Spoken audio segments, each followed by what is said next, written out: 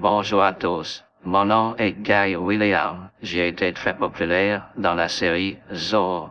Zorro est une série de Walt Disney. Sans doute sa meilleure série sur un personnage culte que tout le monde aime.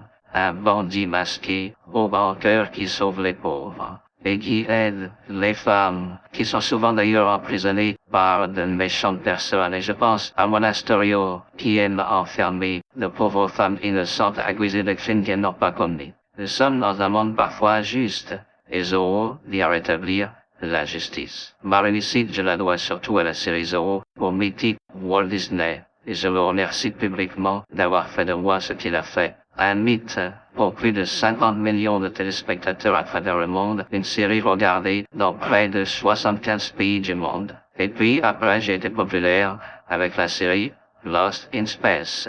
Un voyage dans l'espace qui n'en finit pas. Malheureusement cette série n'a pas été traduite dans tous les pays du monde et c'est dommage que certains pays n'ont pas diffusé cette série. Elle était pourtant très belle et très réussie. Même ma réussite, je la dois à un tube de dentifrice. Je suis né en Argentine, j'ai émigré vers les États-Unis d'Amérique. Là-bas, le rêve américain existe encore pour toutes les personnes qui ont du talent. Vous pouvez être reconnu, même avoir votre marche à Hollywood. Ce n'est pas impossible, quand on est personne, de devenir quelqu'un en Amérique. C'est le rêve américain qui fonctionne. Et imaginez, moi, un Argentin, né en Argentine, je vais devenir Zorro, un personnage mythique et aimé dans le monde entier. Bien sûr, je dois ma réussite à Walt Disney, j'en suis conscient, mais aussi à mon talent de comédien et d'artiste et de streamer, surtout parce que dans Zorro, malgré tout, l'important est que le personnage tienne bien son épée en main. Mais au-delà de ça, ce qui m'a fait connaître, c'est une simple publicité de dentifrice. Je me brosse les dents, j'avais les dents bien blanches, et Walt Disney me remarque, et il dit autour de lui, regardez, c'est cet homme que je veux pour ma nouvelle série Zorro. Et c'est vrai que, dans cette série de Zorro, vous ne le savez peut-être pas, mais c'était surtout des Américains qui devaient jouer le rôle. Et j'avais ce petit côté un peu mexicain, espagnol, parce que je suis né en Argentine, et Walt Disney a aimé ce petit côté qu'il recherchait pour le personnage de Zorro. Cela a été très favorable, et puis surtout un beau sourire, car Walt Disney aimait les gens qui avaient de jolis sourires. Voilà comment j'ai réussi, d'une façon simple, que le rêve américain continue, y compris pour nos amis les Français.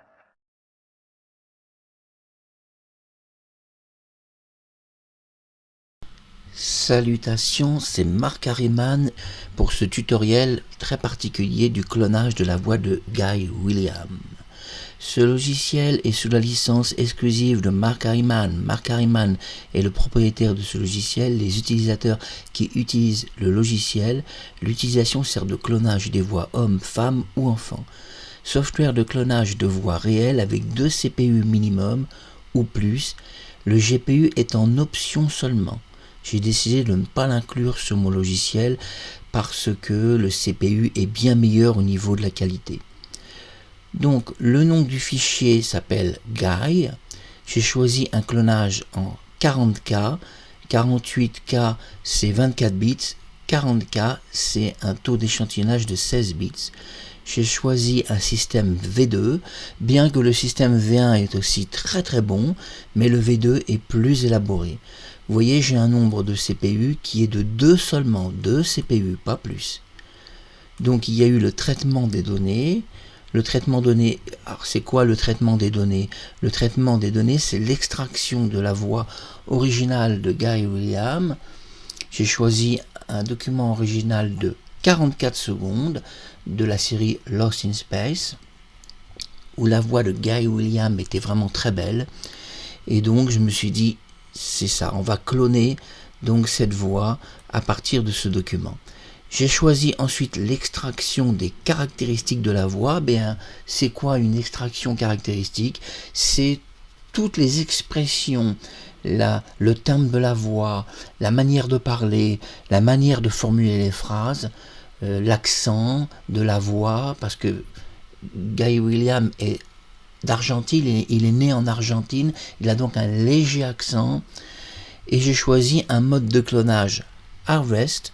Je pouvais choisir PM qui est très bon, ou bien j'aurais pu choisir le RMVPE GPU, mais compatible CPU. Toutefois, ces deux modes RMVPE sont très bons, mais c'est surtout des modes qui marchent mieux avec des encodeurs PT. L'encodeur PT, c'est quoi? C'est un encodeur spécifique de texte. Donc, je préfère le PTH parce que le PTH est un encodeur spécifique de microphone. Ainsi, en PTH, vous pouvez parler avec la voix de Guy Williams. En encodeur PT, vous ne pouvez pas parler avec sa voix dans un micro. Vous pouvez le faire qu'en transcription de texte.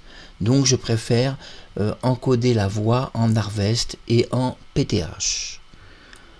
Donc, le fichier a été sauvegardé dans un point de sauvegarde dans un modèle qui s'appelle Veille. C'est un modèle de dossier où est déposé le modèle de clonage. Il n'y a pas ici de référence GPU puisque j'utilise du Super CPU. Vous voyez, Cloning Voice, Super CPU, Mark Harriman. Et ici, je vous montre. Et oui, j'ai ici des informations sur le modèle de clonage en cours de travail. Alors pendant que je publie sur YouTube cette vidéo de Guy Williams où il parle parfaitement, c'est exactement sa voix, nous voyons que dans ma maison, eh bien l'ordinateur continue de travailler parce que j'ai décidé de pousser de 50 époches à 70 époches. Bien que ce n'est pas tout à fait nécessaire car nous avons vu qu'à 50 époches, la voix est vraiment très belle. Là nous sommes à 52 époches, vous voyez, succès. Nous voyons que Guy, Saving Model, optimiseur, donc Guy, D772 PTH et G972 PTH. Alors c'est quoi le G972 PTH? C'est un encodeur. Cet encodeur va prendre une valeur supérieure à chaque fois que vous ajoutez des époches. Si j'ajoute 10 époches supplémentaires, l'encodeur va donc avoir un chiffre plus élevé. Et c'est l'encodeur le plus élevé qu'on doit conserver dans un fichier de mémoire. Ainsi, si on conserve l'encodeur 972, il peut porter un chiffre plus élevé, je l'ai expliqué.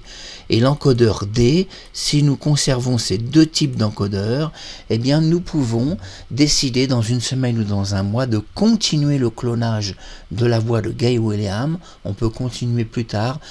Et oui, on peut continuer dans 6 mois, dans un an. L'important est de conserver dans un dossier les deux encodeurs. L'encodeur J et l'encodeur DIR. Si vous conservez ces deux encodeurs PTH, vous pouvez entraîner le modèle à l'infini.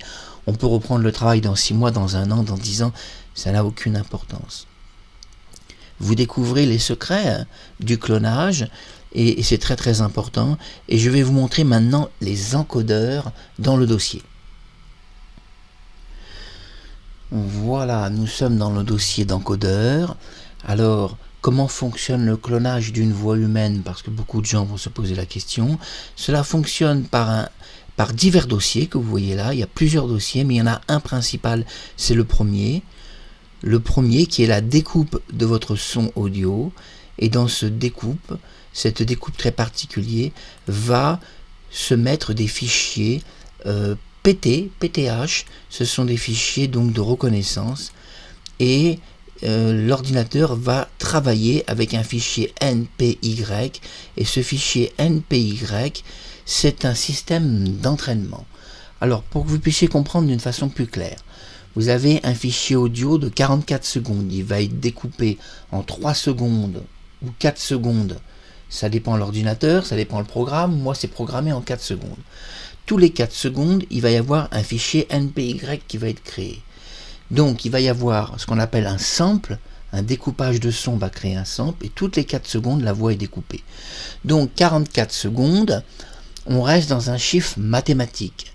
Évidemment, le découpage va rater si par exemple les 4 secondes vous ne respectez pas un chiffre mathématique. 4, 8, 12, 16, est-ce que vous comprenez? 20. Si vous faites l'erreur de mettre un son qui serait de 45 secondes, vous risquez d'avoir un échec à la découpe. Je dis bien vous risquez, c'est pas toujours vrai.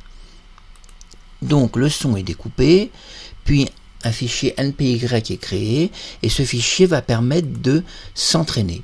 Un fichier IVF va être créé, c'est un index file vous voyez, je vous montre index file guy v2 index.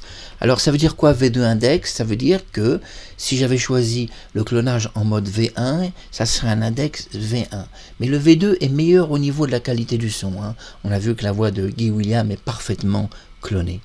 Nous voyons ici une configuration JSON, c'est un fichier donc ordinateur de configuration pour pas perdre le fichier et pour permettre à l'ordinateur de cloner, de ne pas faire d'erreur. Ça passe par un fichier JSON anti-corruption qui évite que Windows 11, puisque le clonage se passe sur Windows 11, ça évite que ça casse le clonage. Ici nous voyons les encodeurs. Donc nous avons un encodeur 900, 936 et 972. Ici l'encodeur 900, je vais le supprimer. Delete. Encodeur 936, je vais le supprimer. Delete. Je garde l'encodeur 972 qui est le dernier encodeur. Et donc ici pour l'encodeur G, je vais supprimer le 900, le 936 et je garde le 972 PTH. Vous voyez, D, G, PTH. Ça, c'est les deux encodeurs qu'on ne doit surtout pas perdre parce que ces encodeurs vont permettre de retravailler le modèle plus tard, dans un mois, dans 6 mois ou même pourquoi pas dans 1 heure. Donc vous avez compris comment ça fonctionne. C'est très important. On voit qu'il y a 2 fichiers index, mais celui-ci est non fonctionnel. Le vrai fichier, c'est celui qui est en haut. Parce qu'il doit posséder une valeur importante. Je vous explique, une valeur de, j'essaye de voir les détails, voilà, de 5 mots 82. Voilà, c'est une valeur de 5 mots 82. Donc le clonage se fait en mode administrateur, et donc vous avez découvert ces fichiers PTH qui sont des encodings. Et grâce à cet encodeur, eh bien, nous pouvons cloner la voix de n'importe qui sur Terre. Et l'avantage, c'est qu'on peut après tout effacer en détruisant le dossier donc source. Si vous détruisez tout le dossier où il est écrit Guy avec les encodeurs dedans, vous détruisez tout le clonage et vous gardez alors que le résultat final. Donc c'est très très intéressant. Je vous ai présenté la Tortue. C'est un logiciel de clonage en super CPU. En anglais CPU, Cloning Voice, MacArriman, et donc c'était ce tutoriel. Et vous avez vu que la voix de Guy est parfaite, je l'aime beaucoup, et je vais pouvoir parler avec la voix de Guy William dans n'importe quel microphone, et je vais vous réserver une vidéo où j'apparaîtrai en Guy William avec son visage, et je vous parlerai avec sa voix. C'est pour, j'espère, avant le mois de septembre. À très bientôt sur YouTube, et merci d'avoir vu cette vidéo.